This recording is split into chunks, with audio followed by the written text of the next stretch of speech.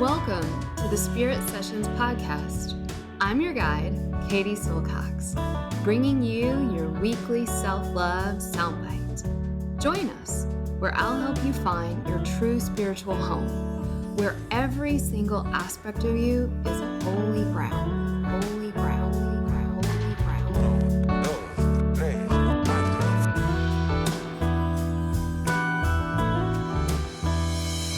This is Spirit Session Podcast with Katie Silcox. Venga chicos, empezamos. 5, 4, 3, 2, 1, 0. All engine running. Liftoff. We have a liftoff. Hi everyone, Katie here. This podcast is intended to inspire you, educate you, and most importantly, support you on your journey towards knowing who you really are, that inner self, that inner teacher. I am not a psychologist or a medical doctor and do not offer professional health or medical advice on this podcast. If you are suffering from any kind of psychological or medical issue, please do the right thing and seek help from your qualified health professional. Hey, beautiful listener, it's your gal here, your spirit warrior, your little weary warrior of love. Do you feel that way too? It's Katie. Oh my goodness, you guys. I am so excited about this long piece of listening that we have for you, and it's been a while since I've done one of these deep Tantra talks, and they're always people's favorites, and so I just wanted to share this class with you. It's a class that I offered last year in Shakti school. I think it was August 2022, and it's just one of my favorites, and I think it speaks so clearly to the essence of the practice that we do, the work personally that I have been doing in my own journey, and I just love it, and I just wanted to share the class with you. The class is all about the way that we are really geniuses and adepts at wiggling away from ourselves, from this present moment, from our bodies, from our feelings, and we all do it, and I do it, and we all do it every day, and then that's okay.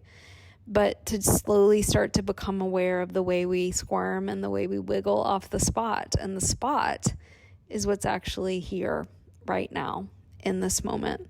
And so I am sharing this with you guys. I hope it touches you, and I hope it can be of service to you. We are now officially entering into early bird territory for our signature world-renowned school, Ayurveda School, Level 1. If you've been a listener for a while and you haven't signed up for Level 1, but it's been on your radar, we'd love to have you. And it's just every single year getting better and better and better. And I don't know how. I think all of our teachers are evolving. I'm evolving. Our students are. We're really calling in and praying in the right people for this course. And it's all about smart meets heart. It's about ancient meets modern. It's about your crazy girl meeting your inner Buddha. It's about how you get to be a hot, crazy mess, right? And awakening and awakened. And if that sounds like something that you are ready for, and by the way, this is a life-changing year-long program, and it's not because it's my pretty baby, it's because we get hundreds of emails telling us so, and I trust that. So keep that in mind. Early bird ends October, so we are in September. Get your gorgeous little booty in school and say hi. Shoot me a line at ayurveda@theshaktischool.com. If you join, tell us that you are a podcast listener, and that would just be so fun to have some of our podcast listeners in the school. We get tons of podcast people in our school, and just let me know. I was a podcast listener, so I can see your shining face in the Zoom room. 2024 starts, and without further ado, let's get on with this really juicy tantric talk, how we wiggle away from bliss. I'm really always genuinely grateful for this group and honored to be with you all. A really sweet topic today, and a topic that touches very deeply to the essence of my practices and my experience, and I'm sure yours, and that is this topic of love. I have, as many of you know, studied the tantric tradition and many traditions, and what I'm beginning to synthesize with age is that all of our longing for love, and if you go on Spotify, you can pay witness to this scientific fact that most of the songs are about this longing and the experience of the longing being temporarily fulfilled, and more commonly, the experience of this love being lost, right? Music and poetry, in a way, are the only things that can approximate the experience of love and loss. And I think that all love songs are actually about the same love song. And that is the longing that all of us as humans feel to be seen. And that what is seen is okay, if not beautiful. And also to see others, and that what we see is okay, if not lovely and wanted and beautiful. And so at the end of the day, this love story that we're all singing about on Spotify and singing about, some of my favorite are these old crooners that just seem to know how to do it so much better than these youngsters today, right? But that really touch the essence of the spiritual life. This longing that you guys, I know, have, or you wouldn't be with this kiddo. You want to know the divine. And some of you really want it. And I want you to know that I respect that and I feel that as well. And so today is about the self-love hype sessions, but we have to kind of dig into that term a little. It may be a little different than what you think. I know a lot of you have already done Ayurveda school. We may have a few of you here who are currently in Ayurveda school, but I'm seeing the old schoolers. And so this class will not be a class about getting in the bathtub and doing your breast massage with coconut and jasmine oil and, reminding yourself that you're a goddess. This class will not be about Ayurveda self-care. In a way, I'm like, oh my Lord, if I have to talk about Ayurveda self-care again, I'm gonna run away, right? And that's a good thing, right? We should be deepening our understanding of self-love as we go. And at the same time, y'all know I'll be getting down with some Ayurvedic self-care every day. But the difference between doing a coconut oil massage on your skin in the late summertime because the heat's built up in our bodies through a spirit of hating inflammation and hating pitta and feeling like something's wrong with you if you don't do it is very different than the spirit of a yogi down by the river coating his body in coconut oil and chanting love songs to himself and feeling the great privilege that it is to be alive. So today we're going to do two different methods that are really different, and one is a little bit of a backdoor trick, and one is a very much open-hearted front door journey. And Obviously, always feel free to take notes on everything, but I'm going to give you guys a PDF of the second journey with the steps so that you can practice it and you can share it. And I want to just shout out to this book, and I'll give you guys the link on Amazon to it, but it's called Already Free. And it's by a teacher called Bruce Tift, who's a Buddhist psychotherapist. It's called Already Free: Buddhism Meets Psychotherapy on the Path of Liberation. I can't recommend this book enough. It's like up on the top 10 list for me of like lifetime books. I've read it more than once, and I could never let anyone borrow it because it's just as I like to do to books. It's just, this book has been my bitch.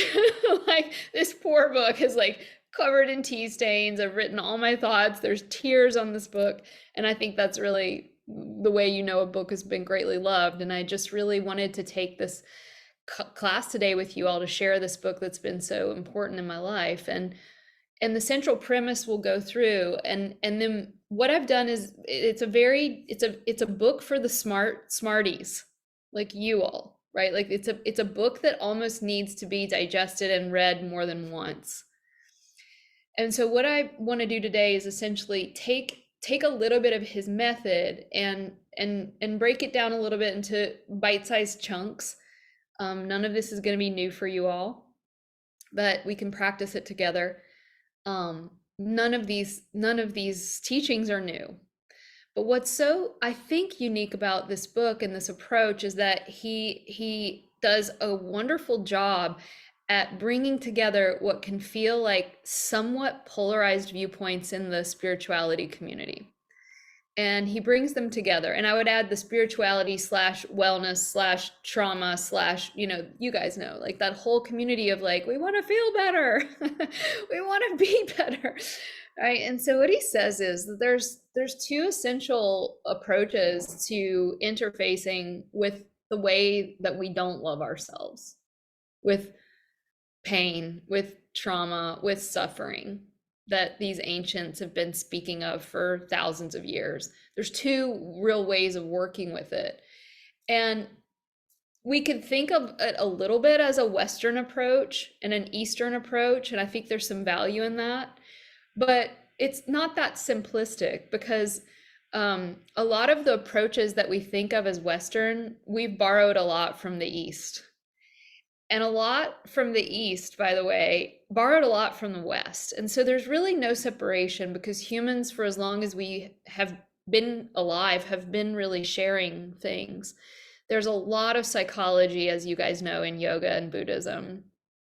And there's a lot of Buddhism in, especially if you live in California, right, in psychology. And so he says, but we can think of these approaches as what he calls fruitional and developmental. And this really helped me understand two seemingly separate paths that I've been on for the past while. The developmental path is a path whereby you are in direct contact with your past, with what happened when you were younger, and primarily your relationship to the people that informed you about reality from age 0 to 6. Y'all will see it on the podcast. If you're a podcast listener, I had the honor and privilege of interviewing Dr. John Douliard yesterday for Spirit Sessions, and he said 95% of the thought, unless we do some work, and some practice, 95% of the thoughts that we think every day, this wiring of our neurology, is laid down from age 0 to 6. So that's astounding. It means if you don't really question your thoughts and your beliefs and your belief systems and reality, if you don't question that perceptual reality, essentially adults are walking around with the beliefs about reality that they had when they were 6. And that made sense to me. But, we want to evolve. This is an evolutionary psychology. So the developmental is really important. And here is where you would find the work that we would do around trauma, the work that we would do around attachment, the work that we would do around any sort of a family of origin stuff, abuse, all that kind of stuff that all of us have undergone to certain greater and lesser extents, if not, most of us, that would fit into a developmental approach. And it's sometimes really necessary and important. And then on the other side, you've got what he calls the fruitional approach. And the fruitional approach is very different. And it says, there actually is no past. There's just our perception of it showing up as reactivity in the raw, intense experience in the body right here and right now. And the fruitional approach is based upon the premise that everything you need is in this present moment right here and right now. That around this whole experience is a quality of mind that many of us in this class have tasted or experienced, that is pure presence, and one could say loving awareness, and that loving awareness is the only true reality. And true love that has to start with loving ourselves. It really does. The experience of love within, true love, is true freedom. And true freedom always leads to more love. The Indian sage I have written up for you all in the worksheet I'll give you at the end of class, Nisargadatta Mahara, says, wisdom tells me I am nothing. Love tells me I'm everything. And between the two, my life flows. And so what I love about this book, which I'm sure all of you will get, it is that it is not a polarized oppositional take on how to work with your stuff. The fruitional really does support the developmental, and the developmental supports the fruitional. And we really do need to explore both of them. There may be moments in your life where you explore one of them more than another. Today in this class, we will not be working in the developmental role, and that really isn't the role we work in too much here. We're going to be really focused on this realm of the fruitional, where we can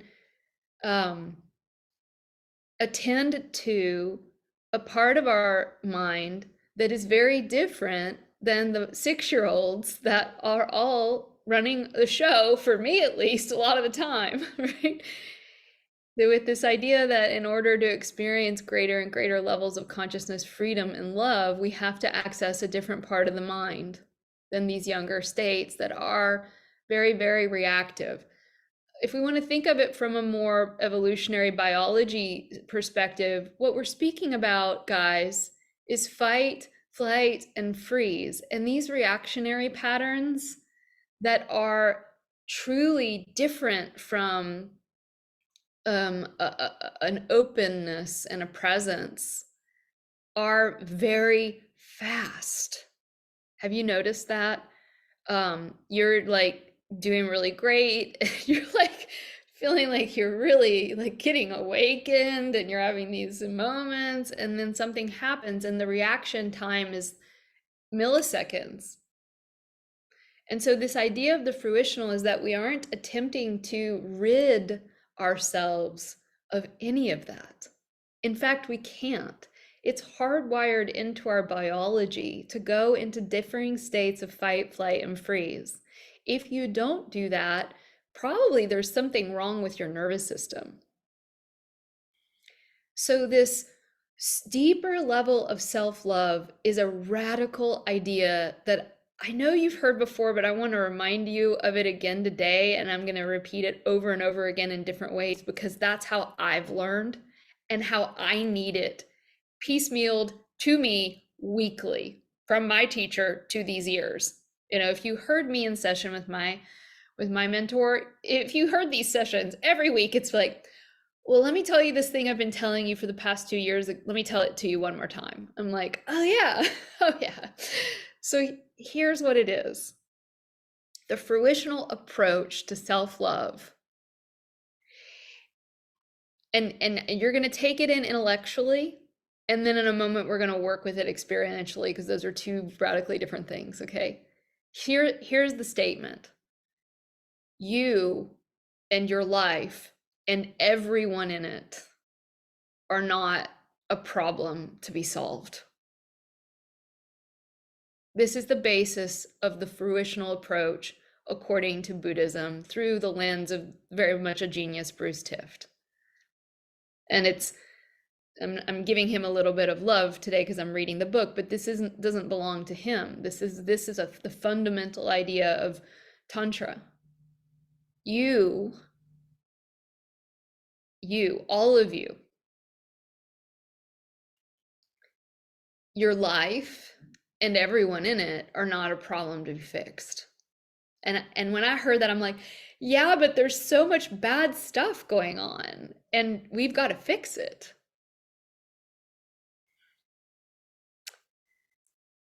And that's also true.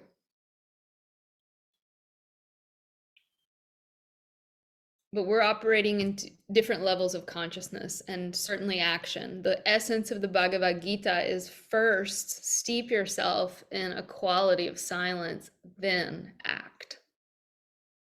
Then take on the world. But my approach to the world is not that it is a fundamental problem to be solved. The alchemy in this is massive. Let's talk about some science around it. When you approach whatever situation you have going on, let's say in your physical body, your health, with the attitude of this is a big problem and I need to kill it, solve it, fix it, the more subtle levels of mind and emotion and quickly therein your physicality go into overt and subtle states of fight and flight. So when we approach our inflammation, when we approach our degeneration, when we approach our, whatever kaphic imbalance you've got going on with an attitude that it's a fundamental problem to be solved, physiologically, we go into a state where the tissues dehydrate. If we're in a fight state where we consider it a problem to be solved, the tissues inflame. If we're in a state of freeze, the tissues might go into lockdown and become more stagnant. This is physical. And so the beginning premise isn't woo-woo, as my friend said, Fruit Loops and wind chimes. This is actually physical.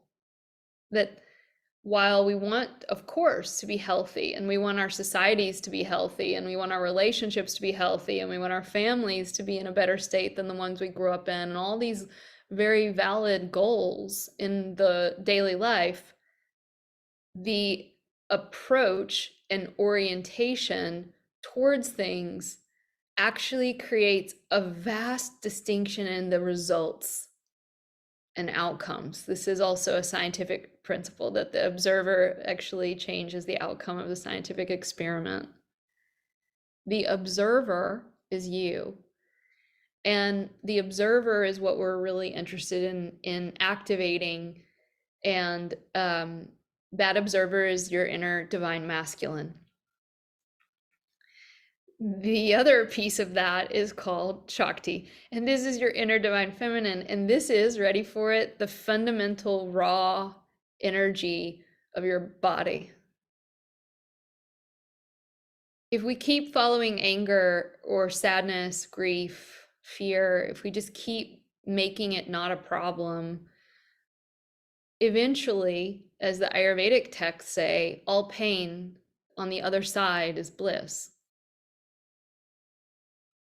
So this deeply radical reorientation towards life as not problematic is the most important part of the path of self-love.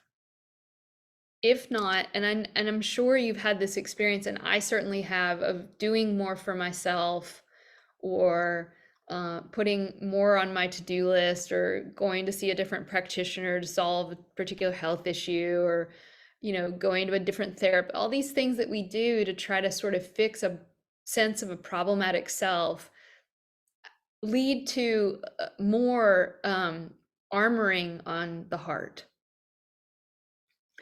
So what we're going to work with today is about dissolving our internal divisions. And I love this phrase that Bruce uses. He says, and by the way, guys, this is very subtle stuff. I realize who's in the room today. You guys aren't like, I know who I'm talking to. So I'm going to go to the most subtle aspect of it for you all. He calls it fundamental self-aggression. And I was like, wow, that's such an intense phrase. And he says, it's not just the moments in your life when you are being actually mean to yourself. And y'all, I know when that's happening for me, and I'm looking at myself in the mirror and being critical, or I'm, having a negative thought about myself. Those are obvious forms of self-aggression. Let's not do that, right? But it's even more subtle. It's a fundamental layer underneath all of that. It's a fundamental orientation that we grew up in of aggression. What does that look like? Fundamental aggression is a refusal to be in reality in this moment exactly as it is without wanting to change it. And so the depths of self-love and love for everything can only come through when we're willing to be here without squirming and wiggling our way out. Okay, I want to talk about the ways we squirm, because we all have our favorite ways. Some of you are squirming right now. We are all living in familiar trance states, right? Where one of the ways we fundamentally squirm out of reality is that we take unconsciously, by the way, nobody needs to feel bad about any of these things. We're not doing them consciously, right? Usually. We start to take what we're experiencing in the moment as the totality of existence. Have you ever felt that, where you're like, oh my God, this is happening and it's always going to be this way, and it's always been this way and it's never going to change? Like, that's actually an avoidance technique. Why? I'm actually pivoting off the rawness of the experience and I'm going into a narrative. So one of the fundamental ways that human beings squirm off of the goddess, because that's what we're talking about. We're talking about the raw embodiment of experience. We squirm off of the goddess by engaging in familiar narratives. Here are a few of my favorites. This isn't fair. I do everything right. I'm a freaking Ayurveda teacher. Why do I have a cold sore? My mom doesn't get any of these issues and she's out with her friends at 65 drinking wine and eating brie.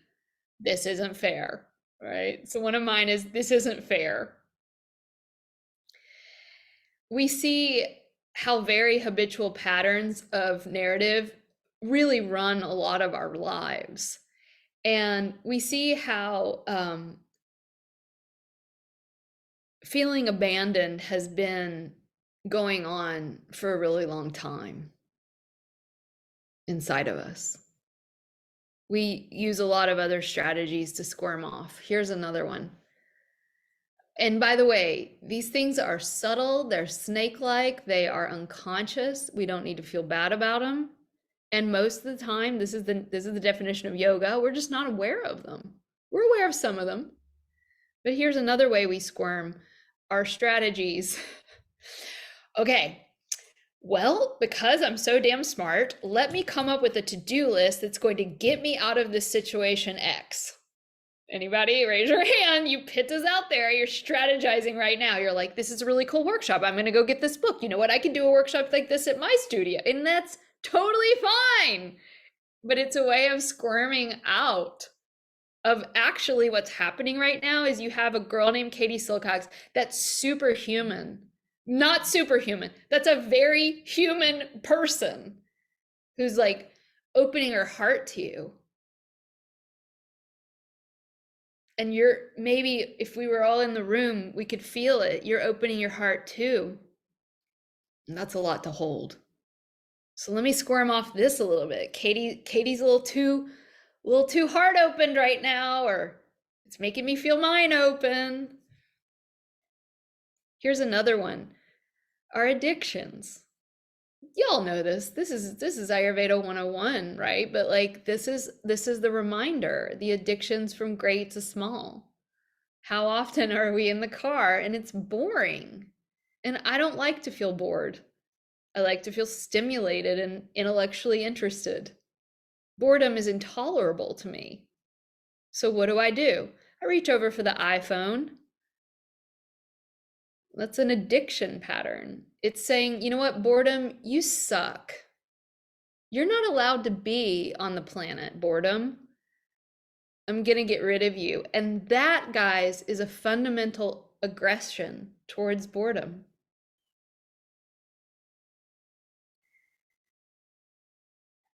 Okay, here's another one.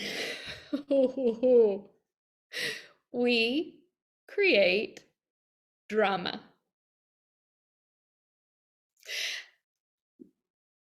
Have you ever life has been just a little bit too stable? Yeah. Let's text somebody. Let's text an ex-boyfriend. I don't know what you all do. I'm obviously sharing my own damn stories. But we create a little drama. The drama is a wonderful distraction. Because then we get to talk about the drama to everybody else.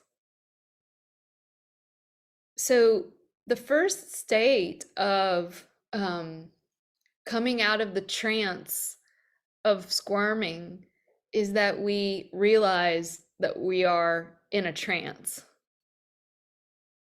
That we realize that we're in a state of wanting to get away from this moment right now.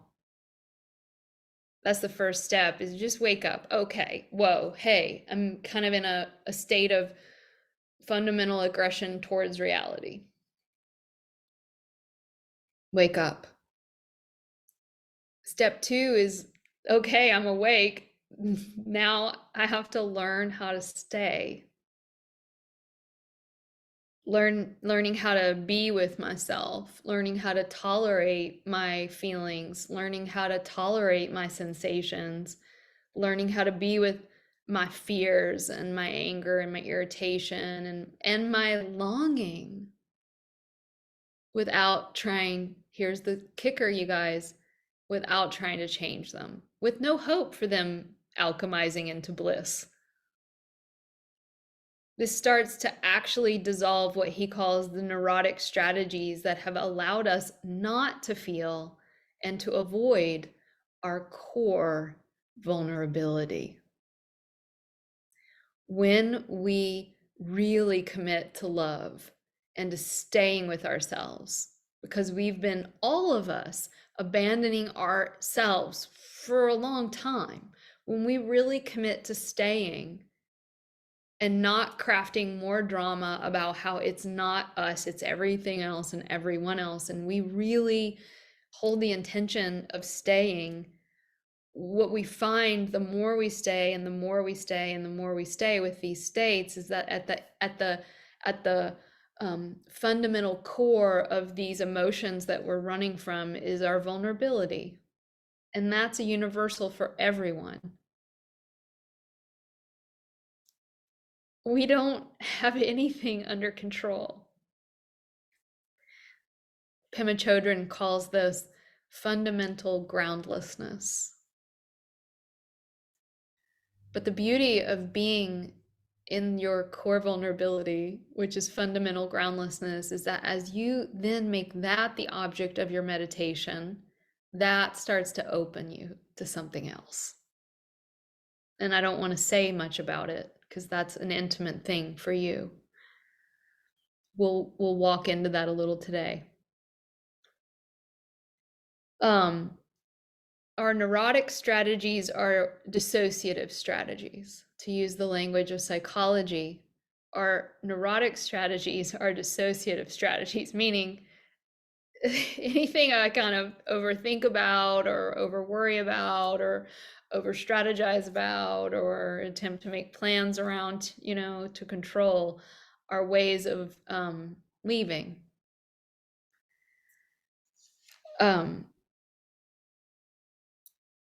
A quote from the book, he says, when we have less neurotic suffering, it requires less avoidance of difficult experiencing.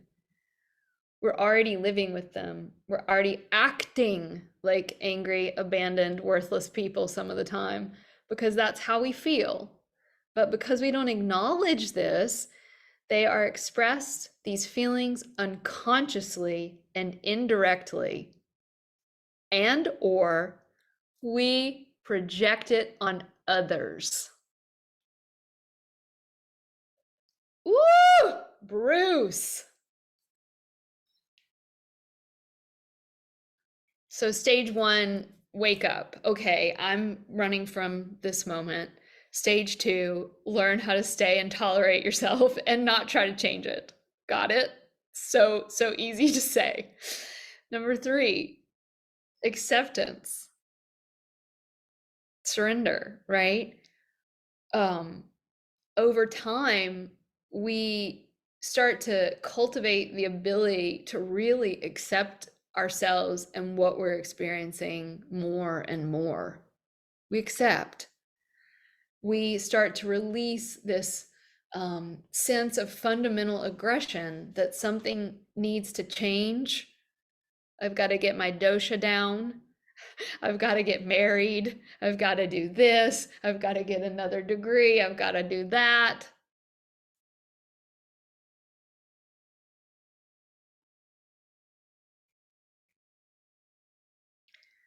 They've done studies on people with cancer, and they found that those that attempted to fight the cancer and hated the cancer and were super pissed off that they got cancer and they wanted to fight it and they were going to just not accept that they had it, had less outcomes, positive outcomes, as the people who were like, yeah, let's do what we need to do treatment-wise to get rid of cancer, but who also deeply accepted it as a part of their life, actually had much better patient outcomes.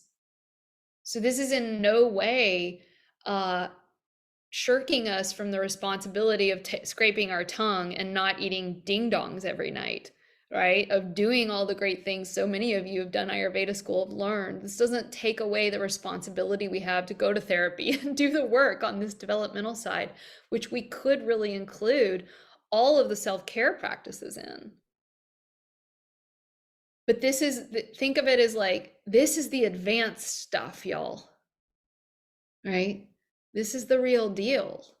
And especially as I hope you and I continue to grow together and age together, this is what we begin to do as we mature upon the spiritual path. We say at this stage, the acceptance stage, a radical yes to whatever it is that comes through the field of Katie Silcox. You fill in your name right there. We have a radical yes at this stage. All right, that can get really subtle. I'm going to actually say yes to the way that I'm fundamentally aggressive towards myself sometimes. I'm going to say yes to the way that I do feel abandoned. I'm going to say yes to my eye bags, my bloated belly, my legs, my arms, my issues around childhood. I'm going to say yes to middle age, old age, wrinkles. I'm going to say yes to rain, sun, shine. It is all yes. And that doesn't mean that you have to go hang out with everybody that you may have said no to.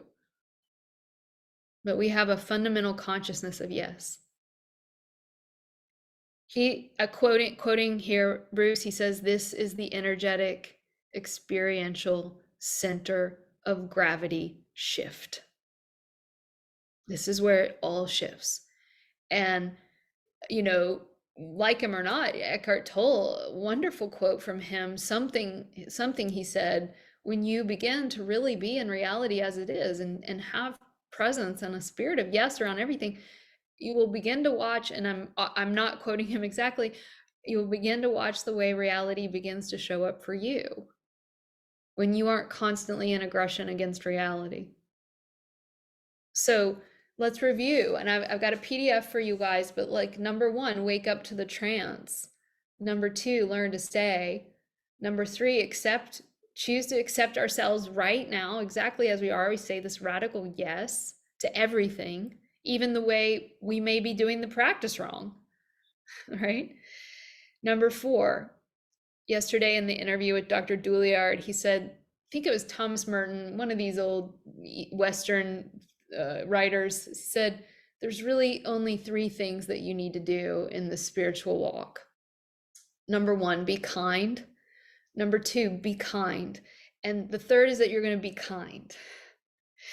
And he said, I think that there's a reason why it's 3.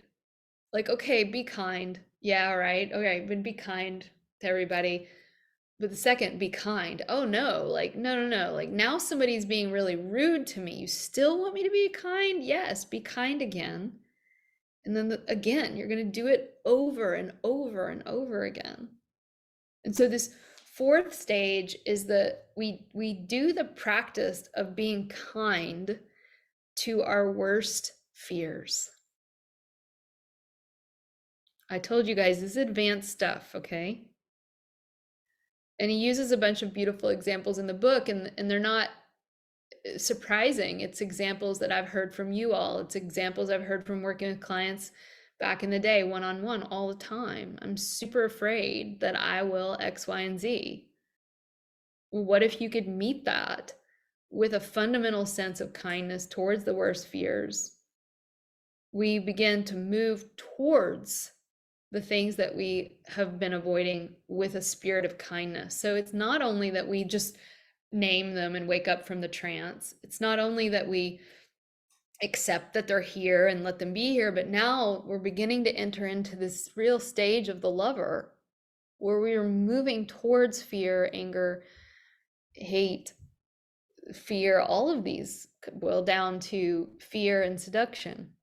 Wanting things to be a certain way and being afraid of things happening we don't want, that we start to move towards them with kindness.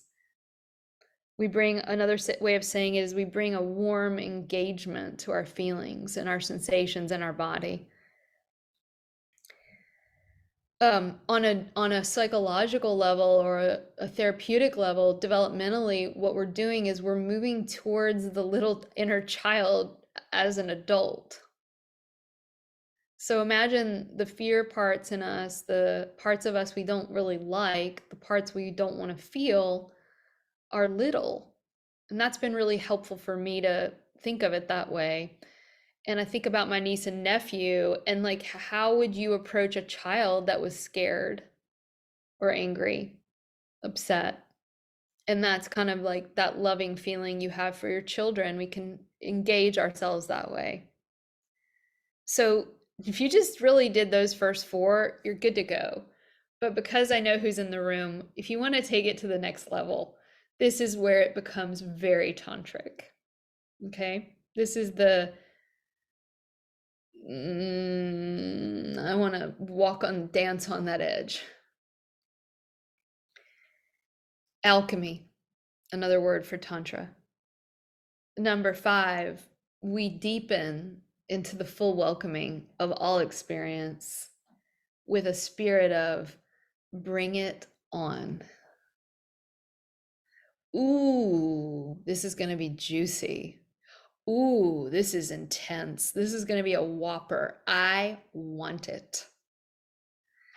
This is why the tantrics would, hold the skull and eat their breakfast porridge out of the skull of a human head, right? I don't recommend doing that, but it's the spirit of meditating on it in the graveyard. Now, go slow, but some of you are ready, right? Ooh, this big insecurity came up for me the other night. Let's look at this. Yay, bring it on, because you start to develop confidence in this process, guys, and it really, on the other side of that thing that we've been scared of and running from feeling, on the other side of that is fundamental life force. And there's a way we want to liberate it. So this fifth stage is deepening. I want to feel it, not because I like it. I'm not going to lie and say I like it, but it's because I want to be fully in love with all of my experience. And I am curious about what are these parts of me that I've kicked out of the Garden of Eden. I want a 360-degree love.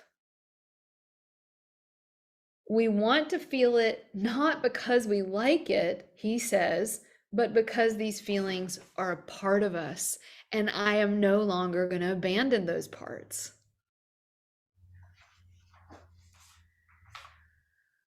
We start to get more confidence and clarity through this process that everything that's happening to us, through us, inside of us is us.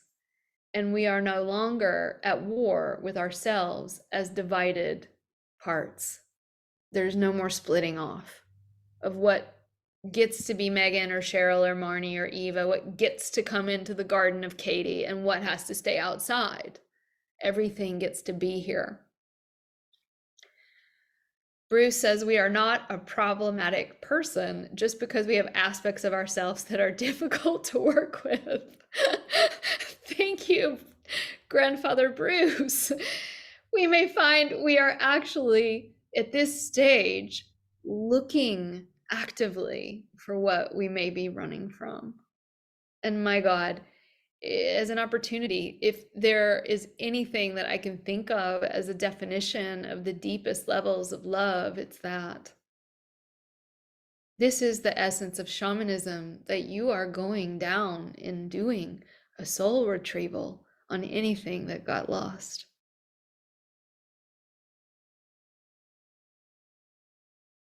Then there's more. Stage 6, we are now fully committed to the truth. Truth. Not, it's my truth that you're really annoying me right now. And, not this like, it's my truth, I need you to do this or that. This is a tricky realm. I know y'all know what I'm talking about. The truth of my experience is that something out there is like not okay with me. This isn't it. The truth of your experience is that you are not okay with you. And you're wanting the world to change so that you don't have to feel that inside you anymore because it's intolerable to you. That's actually truth. So the 6th stage is very countercultural. It's saying, I'm actually going to be in the truth from here on out. And that is, yeah, you do annoy me. And inside of me, it is driving me bananas. And I'm going to hold that feeling and be with that and not leave that truth about how you're making me feel. But you're a friend come to show me the truth. We commit completely. We aren't trying to rid ourselves of any aspect. We commit to living with our own inner volatility and vulnerability. The absolute validity of every experience. It's valid. It's valid. It's valid because it's here.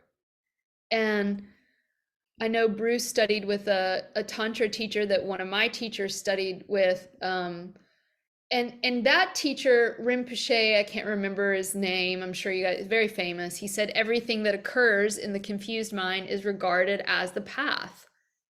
Everything is workable.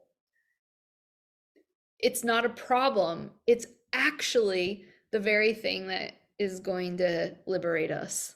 This is the fruitional level of self-love. With this level of awareness plus love, we don't withhold our full engagement with life anymore.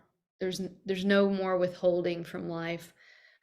I know for myself, and I still work with this. I hope you guys hear this message loud and clear. I'm on the path just like all of you.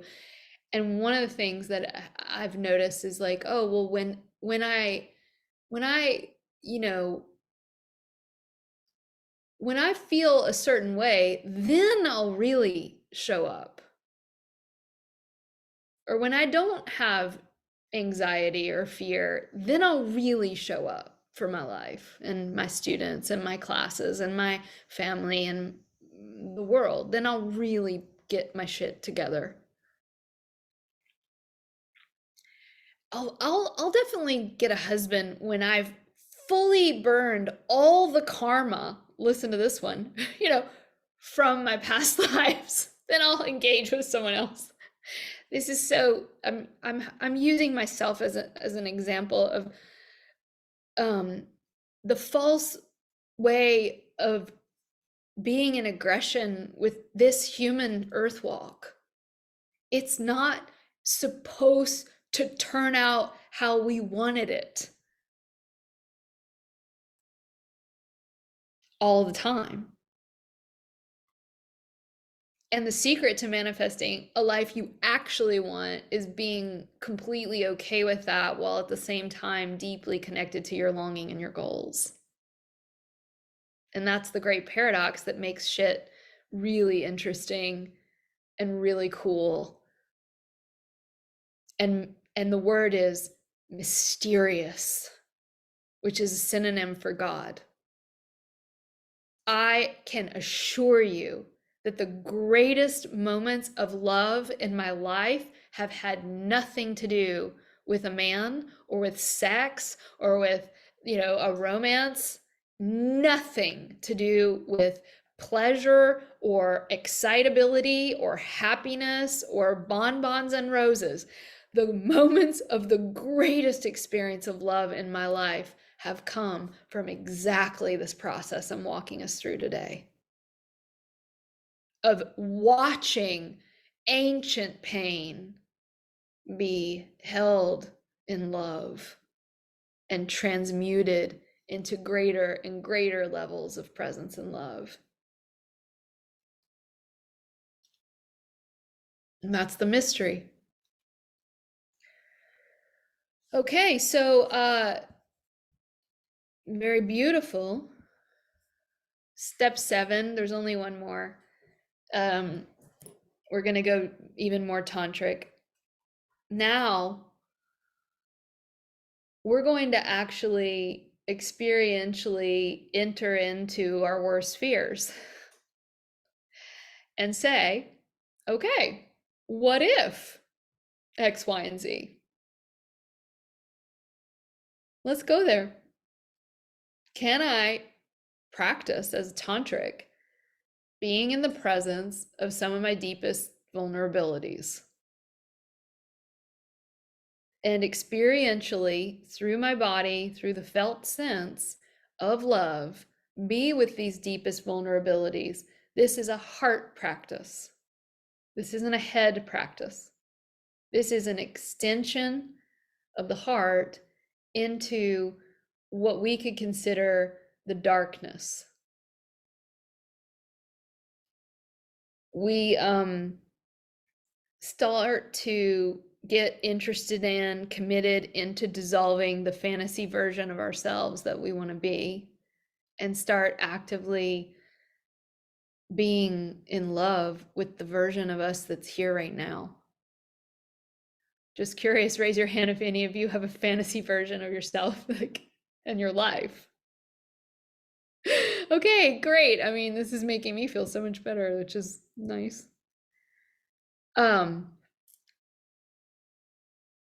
I have a name for her, and we're going to do a couple practices now and we're going to go in the back door, and then at the end of class we're going to go right through the heart into these 7 stages in a practice. But the one of the exercises that I want us to do is so there's this idea of being in a fundamental aggression towards reality as it is. You could call that whatever you want, right? But I think of it as kind of like subtly being at war, and that might feel pertinent to the time we're in right now, like this way in which a 6-year-old will go to war with reality. And we have this sort of fantasy version of what we want to be and what we want our lives to look like. And I call that, when I'm in that mode, the golden girl. And the golden girl has kind of a call. She has sort of a siren song, and it's like, oh, everything's gonna be great, oh, and Lakshmi's coins and love and sex and relationship of connection, it all flows down, right? This is someone that I'm in relationship to inside myself. It's this fantasy realm. Now here's what we want to do. We want to also love her. We don't want to be in a new fundamental aggression with the part of us that does have a fantasy self. But I want you to take a moment and just give that part of you that, it's so subtle, right? But we can almost feel like a textured sense of our fantasy self. It might be the way you look. It might be your body. It might be your health. It might be like you in some lover's arms that strangely can penetrate your soul with his gaze, whatever, right? The job,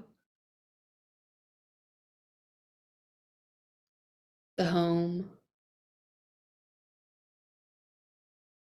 Start to get a texture of like the fantasy self. And what are we going to call her or him?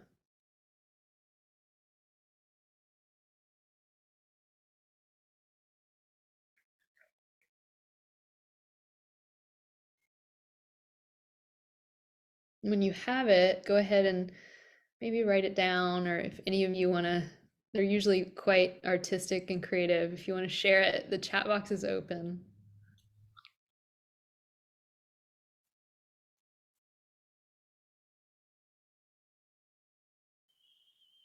And does yours have a little sound to it?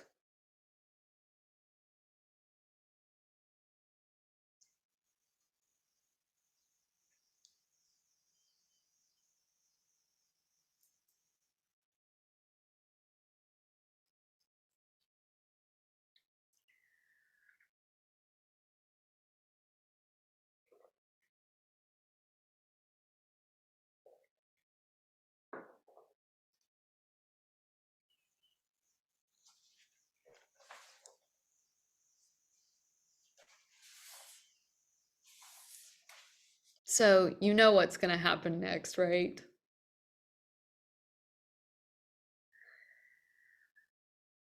So now I want to like kind of go back in, and I want you to just pick something that's going on in your life, and don't pick the like most horrific traumatic thing that has happened to you in this lifetime. I know, I appreciate that so many of my experiences of teaching people in these sort of journeying experiences, like people start to feel loved, right, through these practices and through the space that all of us create together. And so they're like, let's take the whopper trauma and throw it out because it's time, right? And so what I've found is that it's often helpful to work with something a little less intense. And so what I think would be cool is, what if we could just choose a moment from our day or our week where we noticed we ran away really strongly from something.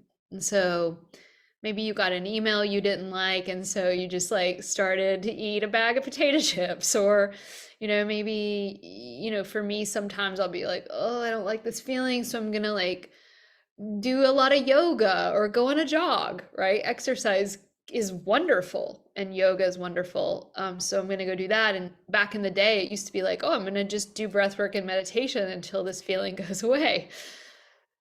There's limitless ways that we can leave, and the activity and behavior isn't the problem, it's the leaving. And so let's just take a moment together. If it helps, we can close our eyes. And it may have just been right before the class. It's usually happening a lot. Can you recall a moment in the day or this week where you really left? You engaged in maybe some addiction, maybe some drama, maybe some overthinking, maybe some overspending. There's a million ways, right? Sometimes it can even be like we rush to pick up the phone and call someone to talk about it. And the primal sense, and this may help you activate it, there's an urgency to get out of it. Kind of tune to that experience. And can we kind of touch into it in a way that feels titrated and safe, just touching in of like, what is that feeling there?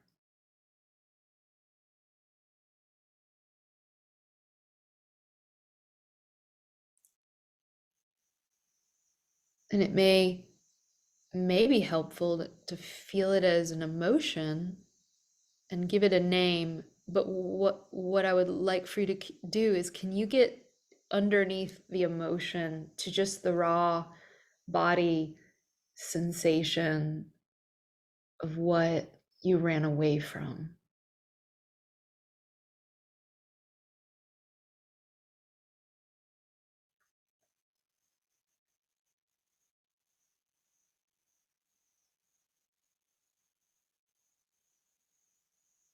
And can you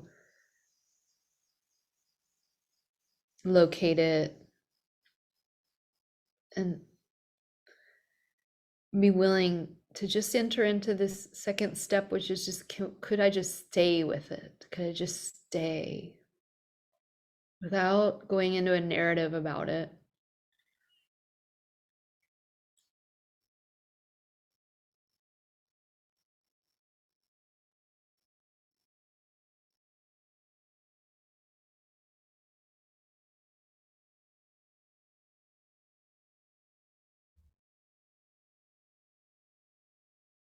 We're not going to move on. We're just going to stay with this. I'm just learning how to stay with it and not slip off. And as you stay, the body feeling usually will change, and we can just watch that changing, but we just keep staying.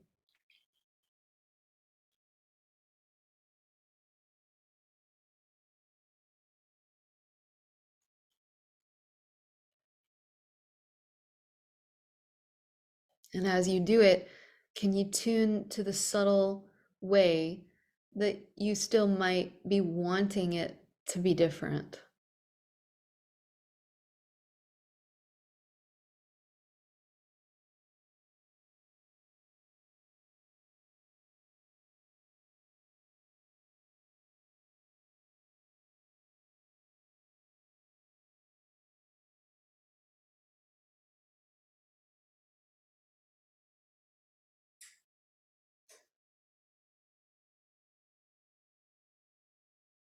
As you practice staying with yourself in this moment, it may continue to change. And can we just practice over and over again, staying? Noticing when this very subtle thing may start to happen that wants to get out of it, that wants to change, that wants to move on.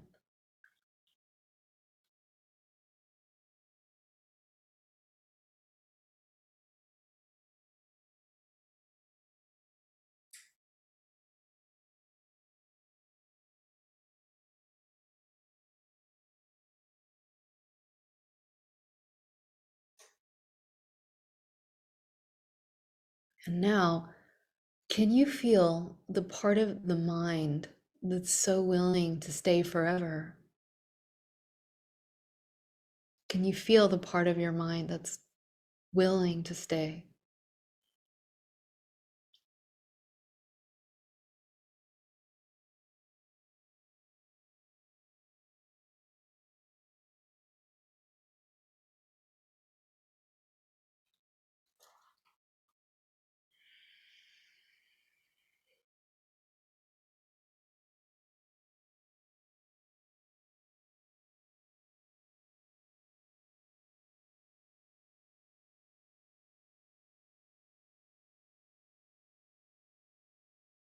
Good. So we're going to come back to the process in a moment. We're going to gently open the eyes.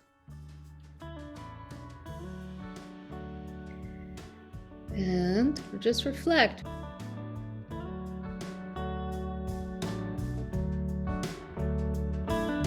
A big special thanks to Kevin Carlisle of Goodbye Gemini, who wrote this beautiful podcast music, and to DJ Juan Pablo Jimenez in southern Spain for mixing it and making it magic.